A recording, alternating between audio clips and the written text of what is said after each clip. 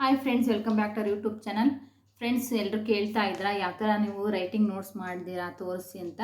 So ಹಂಗಾಗಿ ಇವತ್ತು writing ನೋಟ್ಸ್ನ ನಾನು ಯಾವ ಥರ ಮಾಡಿದ್ದೀನಿ, ನನ್ನದೇ ಆದಂತಹ ಅಕ್ಷರಗಳಲ್ಲಿ ನಾನು ರೈಟಿಂಗ್ ನೋಟ್ಸ್ನ ಯಾವ ಥರ ಮಾಡಿಬಿಟ್ಟು GPST ಮತ್ತು HSTರಿಗೆ ಸ್ಟಡಿ ಮಾಡ್ತಾ ಇದ್ದೀನಿ ಅನ್ನೋದನ್ನು ಈ ಒಂದು ವಿಡಿಯೋದಲ್ಲಿ ತೋರಿಸ್ತಾ ಇದ್ದೀನಿ. ಸೊ ಫ್ರೆಂಡ್ಸ್, ಯಾರೆಲ್ಲ ನಾನು ವಿಡಿಯೋನ ಸಬ್ಸ್ಕ್ರೈಬ್ ಮಾಡ್ಕೊಂಡೆ ನೋಡ್ತಾ ಇದ್ದೀರಾ, ಸಬ್ಸ್ಕ್ರೈಬ್ ಮಾಡ್ಕೊಂಡು ಕೂಡ ನೋಡಿ ಅಂತ ಹೇಳ್ತಾ ತುಂಬ ಹೆಲ್ಪ್ ಆಗುತ್ತೆ. ಯಾಕಂದರೆ ನಾನು ನನ್ನದೇ ಆದಂಥ ಕೆಲವೊಂದು ಟ್ರಿಕ್ಸ್ಗಳನ್ನ ಫಾಲೋ ಮಾಡಿಬಿಟ್ಟು ನಾನು ಸ್ಟಡಿ ಮಾಡ್ತಾ ಇರೋದ್ರಿಂದ ನಿಮಗೂ ಕೂಡ ತುಂಬ ಯೂಸ್ ಆಗುತ್ತೆ ಅಂತ ಈ ಒಂದು ವಿಡಿಯೋನ ಮಾಡ್ತಾ ಇದ್ದೀನಿ. ಹಾಗೆ ಹೊಸ್ದಾಗಿ ಯಾರಾದರೂ ರೈಟ್ ಮಾಡ್ತಾ ಇರ್ತಾರಲ್ವ, ಅವ್ರಿಗೆ ಯಾವ ಥರ ರೈಟ್ ಮಾಡೋದು ಅನ್ನೋದು ಕೂಡ ಗೊತ್ತಿರಲ್ಲ. ಸೊ ಹಂಗಾಗಿ ತುಂಬ ಹೆಲ್ಪ್ ಆಗುತ್ತೆ ಈ ಒಂದು ವಿಡಿಯೋ. ಸೊ ಹಂಗಾಗಿ ಈ ಒಂದು ವಿಡಿಯೋ ನಿಮಗೆ ಇಷ್ಟ ಆದರೆ ಲೈಕ್ ಮಾಡಿ ಫ್ರೆಂಡ್ಸ್, ಹಾಗೆ ಸಬ್ಸ್ಕ್ರೈಬ್ ಮಾಡ್ಕೊಂಡು ಕೂಡ ನನ್ನ ಚಾನಲ್ನ ವಾಚ್ ಮಾಡಿ ಅಂತ ಹೇಳ್ತಾ ವಿಡಿಯೋನ ಸ್ಟಾರ್ಟ್ ಮಾಡೋಣ ಬನ್ನಿ. ಸೊ ಫ್ರೆಂಡ್ಸ್, ನಾನು HSTR ಮತ್ತು GPSTರಿಗೆ ಇಷ್ಟೆಲ್ಲ ನೋಟ್ಸ್ನ ನಾನು ರೈಟ್ ಮಾಡಿದ್ದೀನಿ. ಆಲ್ಮೋಸ್ಟ್ ಅಲ್ಲ ಒಂದು 15 ನೋಟ್ಸು ಅಂದ್ಕೋತೀನಿ ನಾನು ಇದು ಕಂಪ್ಲೀಟ್ ಮಾಡಿರೋದು. ಸೊ ಇಷ್ಟು ಮಾತ್ರ ನಾನು ಲೆಕ್ಕಕ್ಕಿದೆ. ಇನ್ನು ಕೆಲವೊಂದು ಬರ್ದು ಬೇರೆ ಬೇರೆ ಕಡೆ ಎಲ್ಲ ಇಟ್ಬಿಟ್ಟಿದ್ದೀನಿ ನೋಟ್ಸು. ಅವಿಲ್ಲ ಸದ್ಯಕ್ಕೆ ಇವನ್ನ ನಾನು ಕ್ರೊನಾಲಜಿಕಲ್ಲಾಗಿ ಕ್ರಮಬದ್ಧವಾಗಿ ನೀಟಾಗಿ ನಾನು ನೋಟ್ಸ್ನ ಮಾಡಿಟ್ಕೊಂಡು ಅಭ್ಯಾಸನ ಮಾಡ್ತಾ ಇದ್ದೀನಿ. ಅದನ್ನು ನಿಮಗೆ ತೋರಿಸ್ತಾ ಇದ್ದೀನಿ. ಬನ್ನಿ ನೋಡೋಣ ನಾನು ಯಾವ ಥರ ನೋಟ್ಸ್ ಮಾಡಿದ್ದೀನಿ ಅಂತ. ಸೊ ಫ್ರೆಂಡ್ಸ್, ನಾನು ಹಿಸ್ಟ್ರಿಯಲ್ಲಿ ಡಿವೈಡ್ ಮಾಡಿಬಿಟ್ಟು ನೋಟ್ಸ್ನ ಮಾಡಿದ್ದೆ. ಫಸ್ಟು ಜಿಯೋಗ್ರಫಿ ಮತ್ತು ಎಕನಾಮಿಕ್ಸು, ಪಾಲಿಟಿಕ್ಸು ಈ ಥರ. ಹಂಗಾಗಿ ಆ ಒಂದು ನೋಟ್ಸ್ನ ನಾನು ಯಾವ ಥರ ಮಾಡಿದ್ದೀನಿ ಅಂತ ತೋರಿಸ್ತೇನೆ. ಇವಾಗ ಅದು ಆಲ್ರೆಡಿ ನನ್ನ ಕಾನ್ಸೆಪ್ಟ್ ಸ್ವಲ್ಪ ಅರ್ಥ ಆಗಿರೋದ್ರಿಂದ ಇವಾಗ ನಾನೇನು ಮಾಡ್ತೀನಿ, ಎಲ್ಲದನ್ನು ಕೂಡ ಮರ್ಜ್ ಮಾಡಿಬಿಟ್ಟು ಕ್ವಶನ್ಗಳ್ನ ಬರ್ಕೊಂಡು ಅಭ್ಯಾಸನ ಮಾಡ್ತಾಯಿದ್ದೀನಿ, ಕ್ವಶನ್ ಆನ್ಸರ್ಗಳು. ಅದ್ರ ಜೊತೆಗೆ ನಾನು ಯೂಟ್ಯೂಬ್ ಚಾನಲ್ ನೋಡ್ತಾ ಇರೋದ್ರಿಂದ ಒಂದು ಮ್ಯಾಮ್ ಟೆಸ್ಟ್ ಕೂಡ ಕೊಡ್ತಾ ಇರ್ತಾರಲ್ವ, ಅದನ್ನು ಕೂಡ ನಾನು ಒಂದು ಕಡೆ ಬರೆದಿಟ್ಕೊಳ್ತೀನಿ. ಸೊ ನೋಟ್ಸ್ನ ಈ ಥರ ರೆಡಿ ಮಾಡಿದ್ದೀನಿ ನೋಡಿ.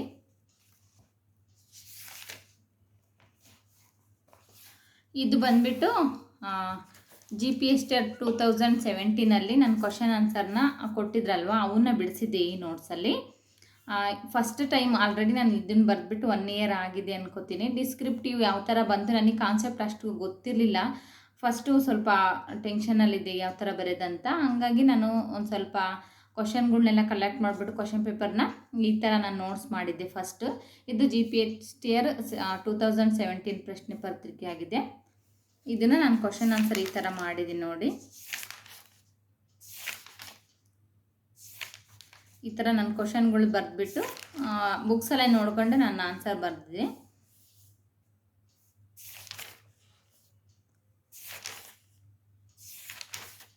ಮತ್ತು ನಾನೇನು ಮಾಡಿದ್ದೀನಿ ಅಂದರೆ ಡಿವೈಡ್ ಮಾಡಿದ್ದೀನಿ. ಮಾರ್ಕ್ಸ್ಗಳ್ನ ಕೂಡ ಈ ಥರ ಮೆನ್ಷನ್ ಮಾಡ್ಕೊಂಡು ಮಾರ್ಕ್ಸ್ಗಳ್ನ ಆನ್ಸರ್ನ ಬರೆದಿದ್ದೀನಿ. ಯಾಕಂದರೆ ಆವಾಗ ನಮಗೆ ಇದು ಎಷ್ಟು ಮಾರ್ಕ್ಸ್ ಕೊಡುತ್ತೆ ಅನ್ನೋದು ನಮಗೆ ಬಂದುಬಿಡುತ್ತಲ್ಲ. ಹಂಗಾಗಿ ಮತ್ತು ಯಾವುದು ನನಗೆ ಇಂಪಾರ್ಟೆಂಟ್ ಅನಿಸುತ್ತೋ, ಯಾವುದು ಕೇಳಿದ್ದಾರೆ ಇನ್ನೂ ಕೇಳ್ಬೋದು ಅಂತ ಅನಿಸುತ್ತೋ ಆ ಥರದ್ದೆಲ್ಲ ಸ್ವಲ್ಪ ಇಂಪಾರ್ಟೆಂಟ್ ಅಂತ ಗುರ್ತು ಮಾಡ್ಕೊಂಡು ನಾನು ಆನ್ಸರ್ನ ಬರೆದಿದ್ದೀನಿ.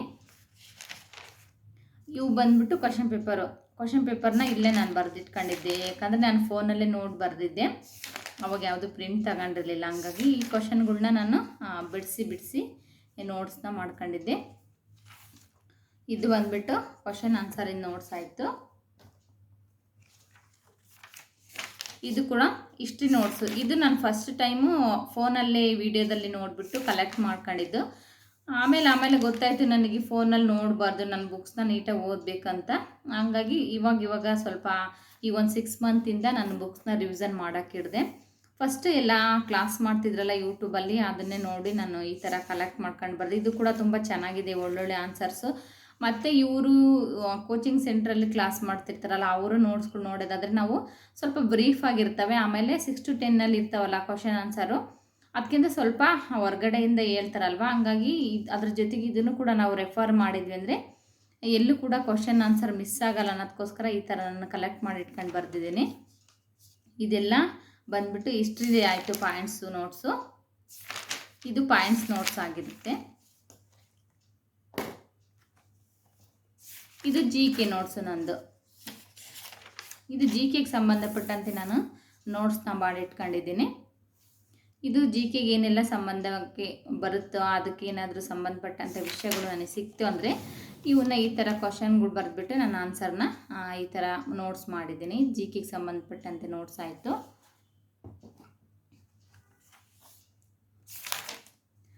ಇದೂ ಕೂಡ ಜಿ ಕೆ ನೋಟ್ಸು. ಯುನೆಸ್ಕೋ ಪಟ್ಟಿಗೆ ಸೇರಿದಂಥ ಉದ್ಯಾನವನಗಳು ಯಾವ್ಯಾವ ಇಂಪಾರ್ಟೆಂಟ್ ಅನಿಸುತ್ತೋ ಇದು 2 ನೋಟ್ಸ್ನ ನಾನು ಮಾಡಿದ್ದೀನಿ. ನದಿಗೆ ಸಂಬಂಧಪಟ್ಟಂತೆ ಯಾವುದಾದ್ರೂ ಕ್ಲಾಸ್ ನೋಡ್ತಿರ್ತೀನಲ್ಲ, ಅಲ್ಲಿ ಏನಾದರೂ ಬಂತು ಅಂದರೆ ಬರಿತೀನಿ. ಹಾಗೆ ನನಗೆ ಬುಕ್ಸಲ್ಲಿ ಏನಾದರೂ ಕಲೆಕ್ಟ್ ಮಾಡಿದರೆ ಬರಿತೀನಿ.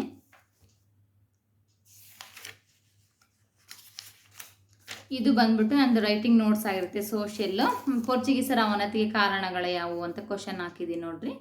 ಈ ಥರ ನಾನು ಹಿಸ್ಟ್ರಿ ನೋಟ್ಸ್ನ ಕಲೆಕ್ಟ್ ಮಾಡ್ಕೊಂಡು ಕ್ವಶನ್ನ ಬರೆದಿದ್ದೀನಿ. ಕೆಲವೊಂದು ಮೊಬೈಲಲ್ಲಿ ಕೂಡ ನೋಡಿದ್ದೀನಿ, PDF ಕೂಡ ನೋಡಿ ಬರೆದಿದ್ದೀನಿ. ಪೋರ್ಚುಗೀಸರ ಅವನತಿಗೆ ಕಾರಣಗಳು ಯಾವುವು, ಈ ಥರ ನಾನು ಪಾಯಿಂಟ್ಸ್ ಟು ಪಾಯಿಂಟ್ಸ್ ಮಾಡ್ಕೊಂಡು ಬರೆದಿದ್ದೀನಿ. ಗೌತಮ ಬುದ್ಧನ ಅಷ್ಟಾಂಗ ಮಾರ್ಗವನ್ನು ವಿವರಿಸಿ ಅಂತ ಕೊಟ್ಟಿದ್ದಾರೆ. ಆಮೇಲೆ ಹರಪ್ಪ ನಾಗರಿಕತೆಯ ಕಾಲದ ನಗರ ಯೋಜನೆಯನ್ನು ಬರೆಯಿರಿ ಅಂತ ಈ ಥರ ನಾನು ಕ್ವಶನ್ ಆನ್ಸರ್ನ ಮಾಡಿದ್ದೀನಿ. ತುಂಬ ಚೆನ್ನಾಗಿ ಅರ್ಥ ಆಗಂಗೆ ಥರನೇ ಬರೆದಿದ್ದೀನಿ. ನಿಮಗೆ ಯಾವ ಥರ ಅರ್ಥ ಆಗುತ್ತೋ ಗೊತ್ತಿಲ್ಲ, ಬಟ್ ನನ್ನ ಹ್ಯಾಂಡ್ ರೈಟಿಂಗ್ ಇದೇ ಥರ ಬರೋದು.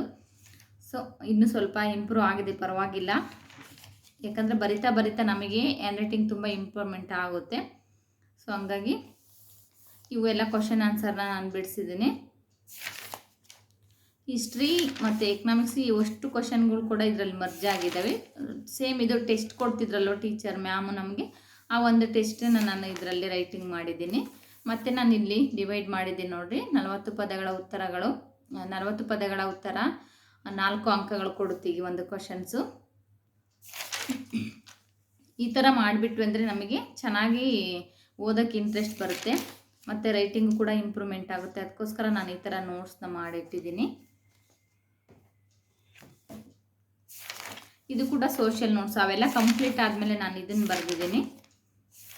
ಸ್ವಲ್ಪ ಹ್ಯಾಂಡ್ ರೈಟಿಂಗ್ ಫಾಸ್ಟಾಗಿ ಬರೀತಾ ಇದ್ನಲ್ಲ, ಹಂಗಾಗಿ ಸ್ವಲ್ಪ ಹ್ಯಾಂಡ್ ರೈಟಿಂಗು ಅಷ್ಟು ನೀಟಾಗಿಲ್ಲ ಇದರಲ್ಲಿ.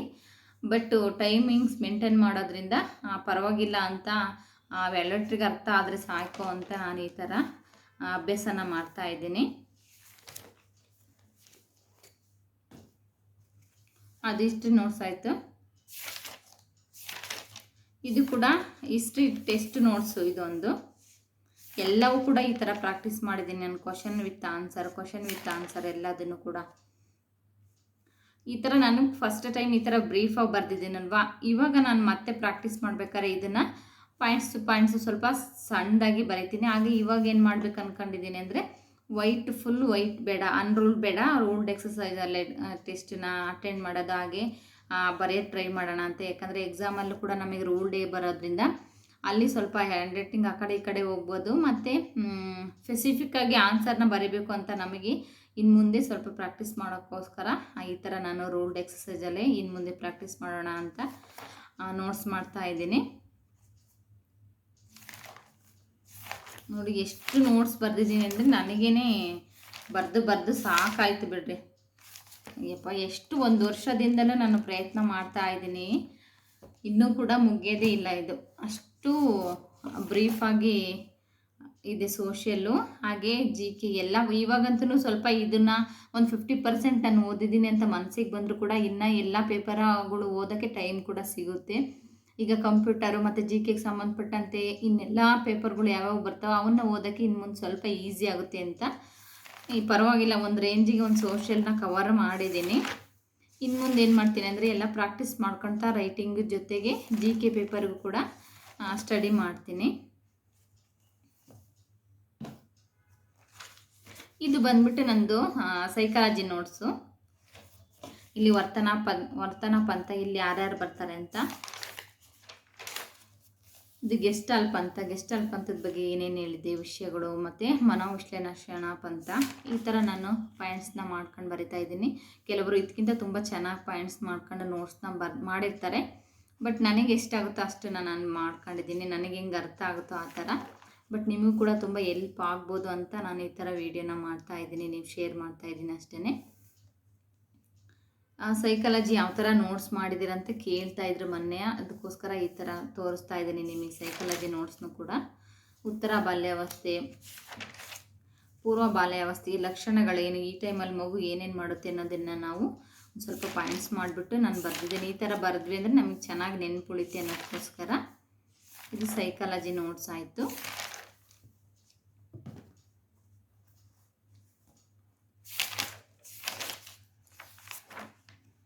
ಇದು ಕೂಡ ಹಿಸ್ಟ್ರಿ ನೋಟ್ಸು.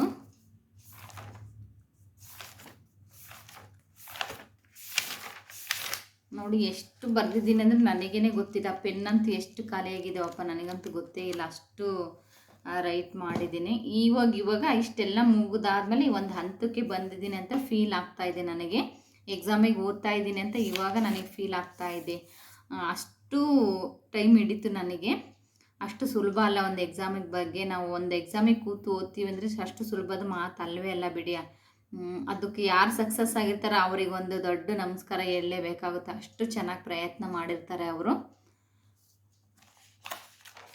ಸೊ ಹಿಸ್ಟ್ರಿಯಲ್ಲಿ ಬಂದ್ಬಿಟ್ಟು ನಾನು ಡಿವೈಡ್ ಮಾಡಿದ್ದೆ ಅಂತ ಹೇಳಿದ್ಮೇಲೆ ಇದು ಎಕನಾಮಿಕ್ಸ್ ನೋಟ್ಸು ಮತ್ತು ವ್ಯವಹಾರ ಅಧ್ಯಯನ ಎರಡನ್ನೂ ಕೂಡ ಇದರಲ್ಲಿ ನಾನು ವ್ಯವಹಾರ ಅಧ್ಯಯನ ಮತ್ತು ಎಕನಾಮಿಕ್ಸ್ ನೋಟ್ಸಿಗೆ ಯಾವ ಕ್ವಶನ್ ಬರ್ತೋ ಅವನ್ನ ನಾನು ಇದರಲ್ಲಿ ಒಂದೇ ಹತ್ರನೇ ಬರೆದಿದ್ದೀನಿ. ಇವೆಲ್ಲ ನಾನು PDF ನೋಟ್ಸೇ ಮ್ಯಾಮ್ ಹತ್ರ ಕಲೆಕ್ಟ್ ಮಾಡಿದ್ನಲ್ಲ, ಆ ಒಂದು PDF ನೋಟ್ಸ್ನೇ ನಾನು ಈ ಥರ ಬರ್ದಿರೋದು. ಇದನ್ನೊಂದು 2-3 ಸಲ ನಾನು ಚೆನ್ನಾಗಿ ರೆಫರ್ ಮಾಡಿದೆ ಅಂದರೆ ಆಲ್ಮೋಸ್ಟ್ ಅಲ್ಲೆಲ್ಲ ಕವರ್ ಆಗಿಬಿಡುತ್ತೆ ರೈಟಿಂಗು. ಅದ್ರ ಜೊತೆಗೆ ನಾನು ಒಂದು ಸ್ವಲ್ಪ ಒಂದು ವರ್ಕ್ಶೀಟಲ್ಲೂ ಕೂಡ ಇಟ್ಕೊಂಡು ವರ್ಕ್ಶೀಟ್ಗಳನ್ನ ವರ್ಕ್ ಮಾಡಿದ್ರೆ ತುಂಬ ಚೆನ್ನಾಗಿ ನೆನ್ಪುಳಿಯುತ್ತವೆ ಪಾಯಿಂಟ್ಸ್ಗಳು. ಇದು ಬಂದ್ಬಿಟ್ಟು ಭೂಗೋಳಶಾಸ್ತ್ರಕ್ಕೆ ಸಂಬಂಧಪಟ್ಟಂತೆ ಕ್ವಶನ್ ಆನ್ಸರ್ಗಳು. ಈ ಥರ ನಾವು ಡಿವೈಡ್ ಮಾಡ್ಕೊಂಡು ಓದಿದ್ವಿ ಅಂದರೆ ಈ ಒಂದು ಎಕನಾಮಿಕ್ಸ್, ಜಿಯೋಗ್ರಫಿ ಇವೆಲ್ಲ ಸ್ವಲ್ಪ ಲಿಮಿಟ್ ಆಗಿರೋದ್ರಿಂದ ಒಂದೇ ದಿನದಲ್ಲಿ ಒಂದು ನೋಟ್ಸ್ನ ನಾವು ಕಂಪ್ಲೀಟ್ ಮಾಡಿಬಿಡ್ಬೋದು ಆರಾಮಾಗಿ. ಅದನ್ನೇ ಒಂದು 2-3 ಸಲ ರಿವಿಷನ್ ಮಾಡಿದ್ವಿ ಅಂದರೆ ಎಲ್ಲ ಕ್ವಶನ್ ಆನ್ಸರ್ ಅಲ್ಲೇ ಇನ್ಕ್ಲೂಡ್ ಆಗಿರ್ತವೆ. ಸೊ ಹಂಗಾಗಿ ನಾನು ಈ ಥರ ಡಿವೈಡ್ ಮಾಡಿಬಿಟ್ಟು ಕ್ವಶನ್ ಆನ್ಸರ್ನ ಬರೆದಿದ್ದೀನಿ.